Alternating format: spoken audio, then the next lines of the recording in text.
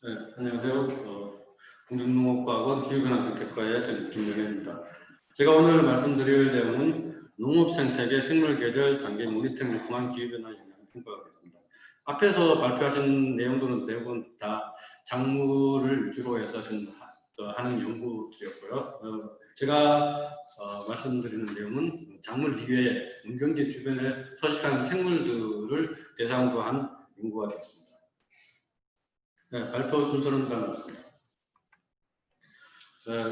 제가 속해 있는 농업생태연구실에서는 이런 주요 임무로서 농업생태계의 생물 다양성하고 생물 계절에 대한 영향 평가를 주요 임무로 하고 있습니다. 그래서 중점적으로 하는 연구 방향으로는 크게 모니터링 하는 거하고 영향 평가, 가치 인식인데 모니터링 같은 경우에는 그러니까 초본, 곤충, 조류를 해서 시스템을 이용해서 어떤 지속적으로 연내의 변화 그리고 연간 이렇게 변화를 모니터링하는 그런 내용이 되어 있고요. 영양 평가 같은 경우는 지금 고시에서 고시에서도 어떤 추진하고 있는 내용인데 기후변화에 있어서 그러니까 농업생태계에 미치는 영향을 전국적으로 대상으로 실태 조사를 하고 거기에 대해서 영향 평가를 하고 하는 그런 내용이 되겠습니다. 그리고 가치 인식 같은 경우는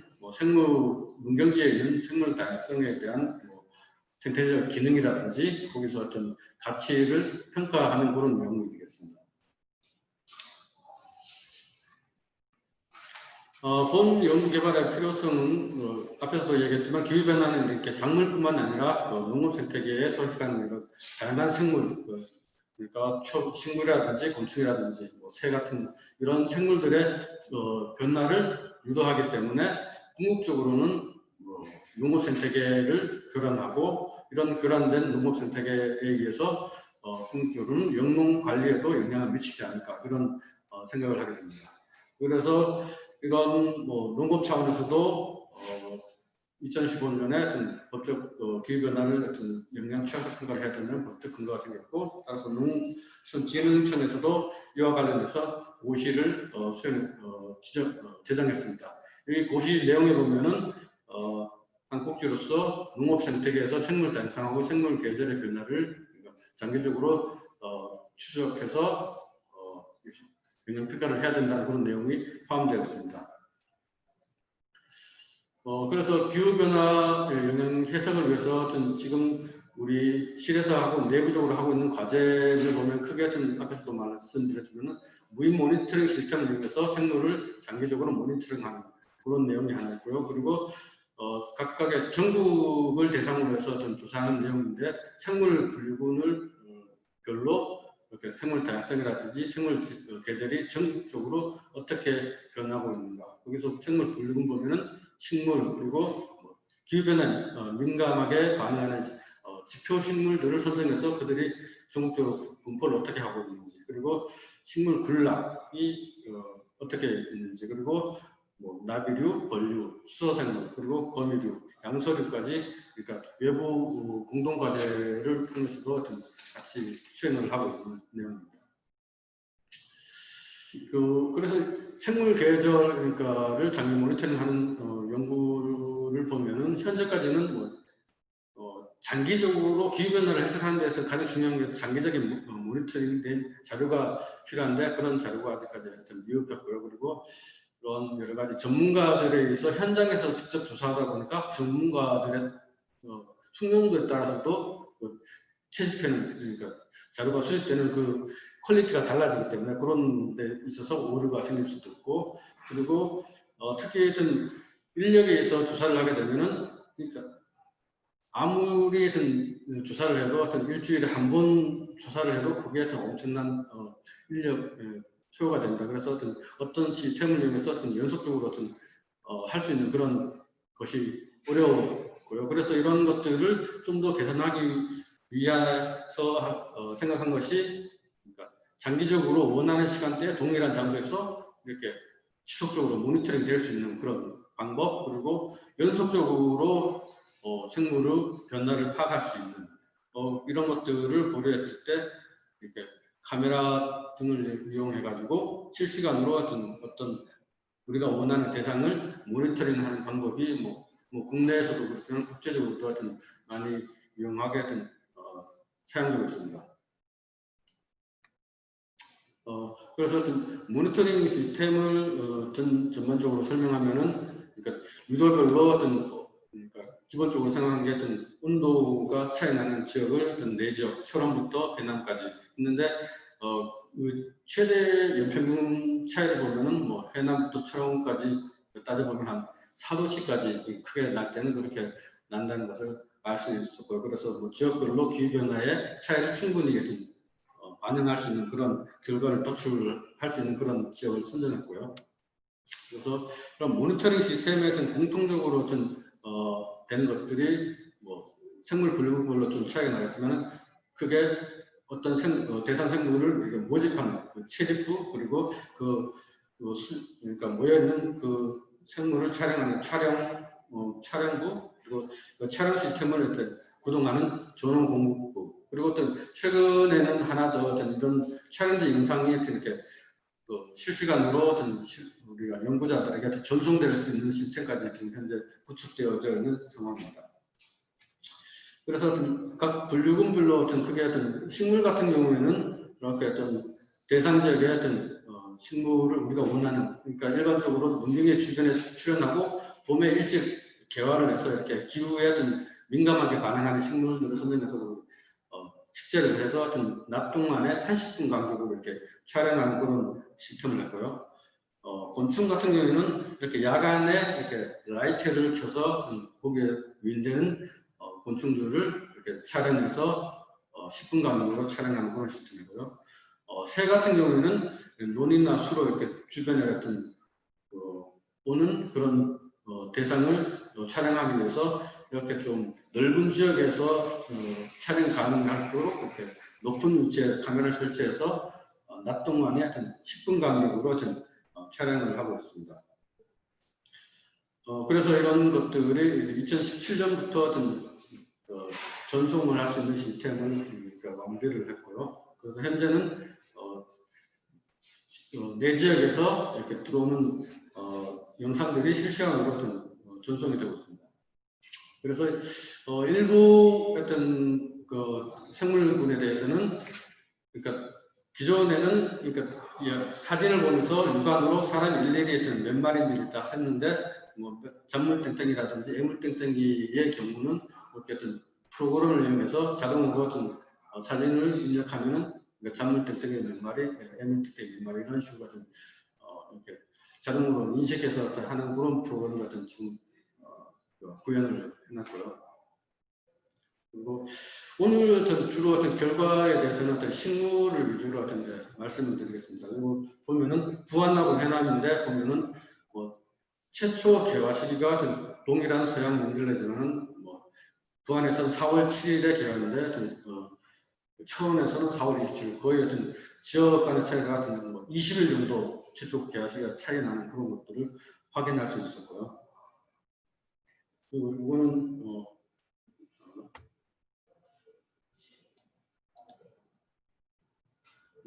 지금 부안에서 1월 1일부터 하루에 가장 사진을 한 장씩 해서 이렇게 영상 시계열 영상을 만든 것인데, 보면은 지금 한 1월 2월 달까지는 이렇게 전혀 생물의 변화가 없다가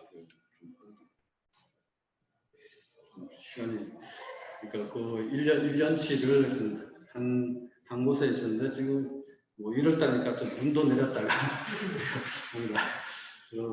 3월 정도 돼야만이 어느 정도 이렇게 어디 꽃이 피기 시작하는데, 지금 여기 어디까지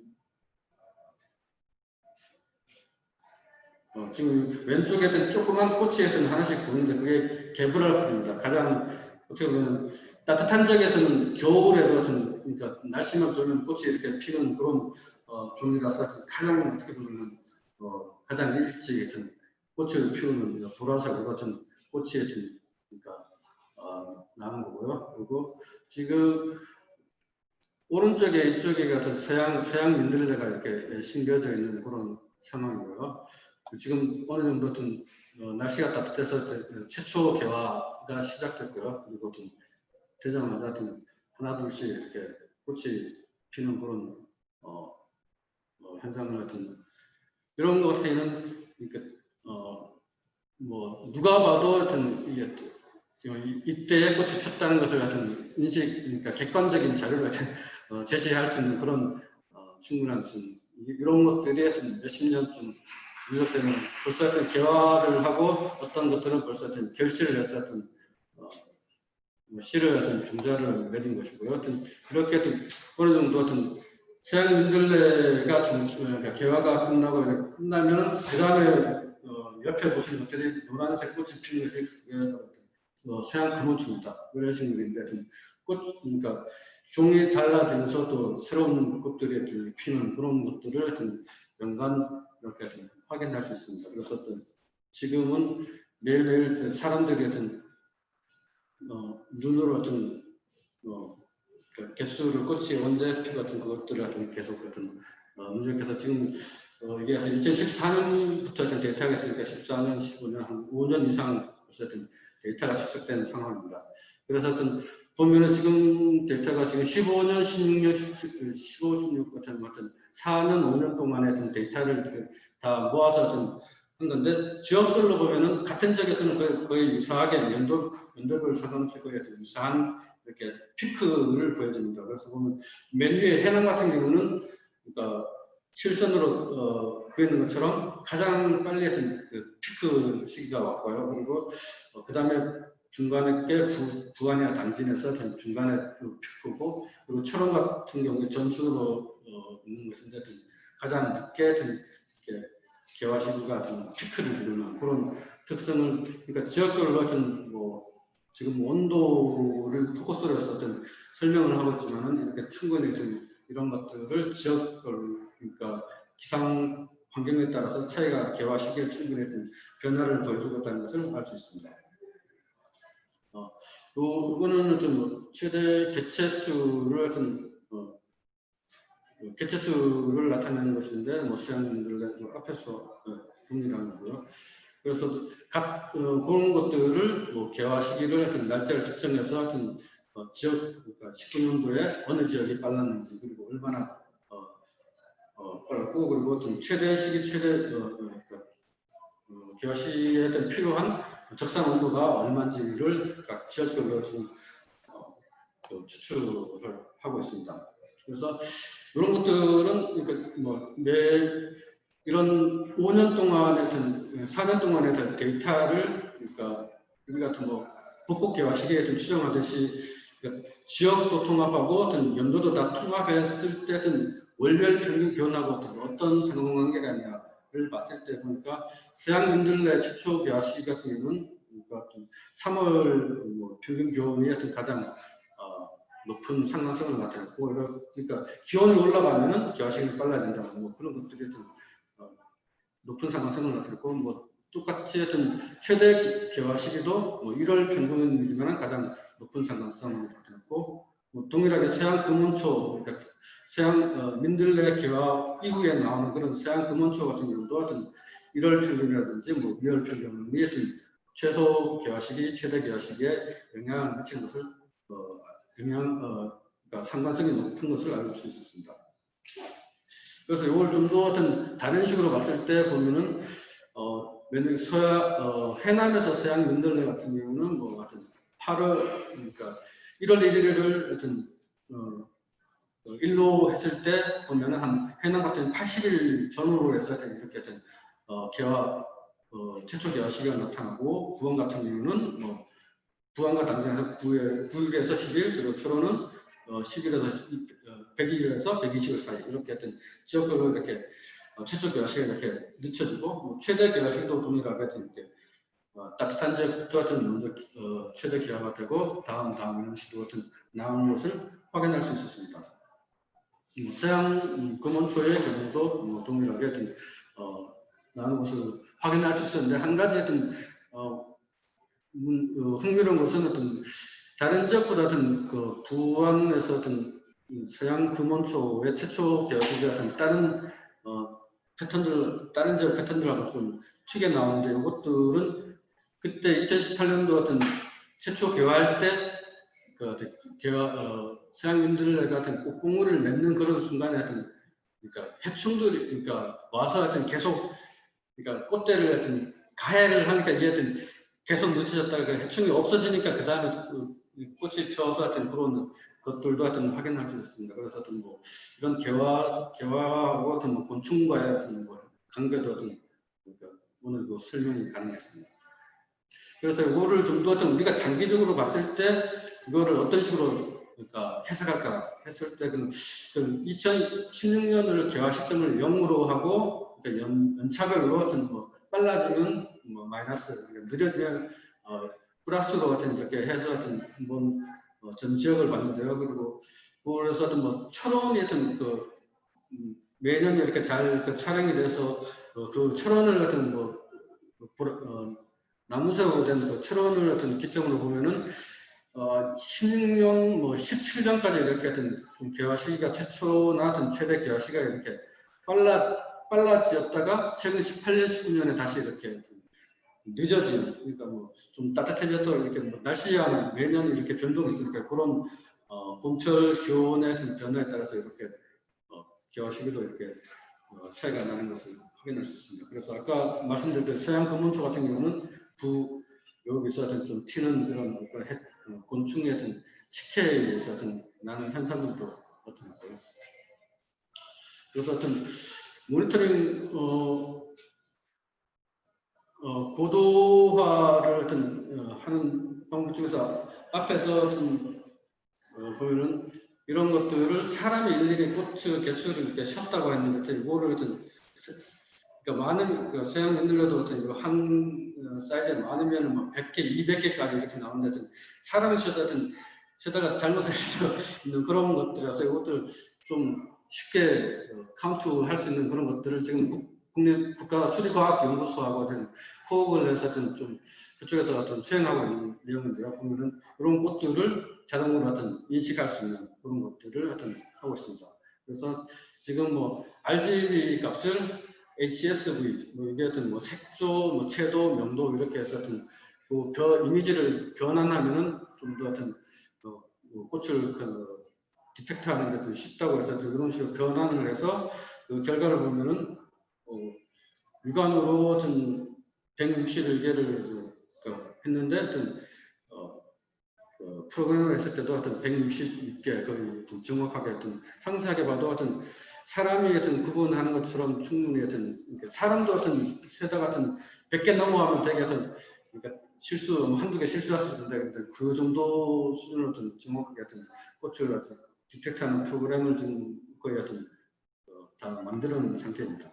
그래서 이것들을 사람이 사진을 40개를 사람이 세고 프로그램을 돌렸을 때 보니까 91.7%까지 이렇게 정확하게 디텍트하는 것을 확인할 수 있습니다. 그리고 지금 이거는 뭐 색깔 가지고만 이렇게 했지만은 좀 더 업그레이드 된 건 뭐 딥러닝 요즘에 하는 딥러닝까지 지금 차후에 계속 수행을 올해 안에 할 계획이 있습니다. 그래서 뭐 향후 연구 방법으로는 앞에서도 말했지만 이렇게 장기적 뭐 데이터를 수집하려면은 주사 방법이 그러니까 간단하고 그러니까 규격화되어 있어야 된다는 것이고요. 그래야만이 뭐 장기적으로 담당자가 바뀌어도 동일한 결과를 얻을 수 있는 그런 것이 되고 이런 앞에서도 말했던 시스템의 개선을 위해서는 그러니까 이런 영상 자료의 전송 그리고 지금은 일부 곤충 그리고 식물의 꽃만 이렇게 자동으로 했지만은 향후에는 곤충 중에서 다른 곤충이라든지 새 같은 경우도 이렇게 자동으로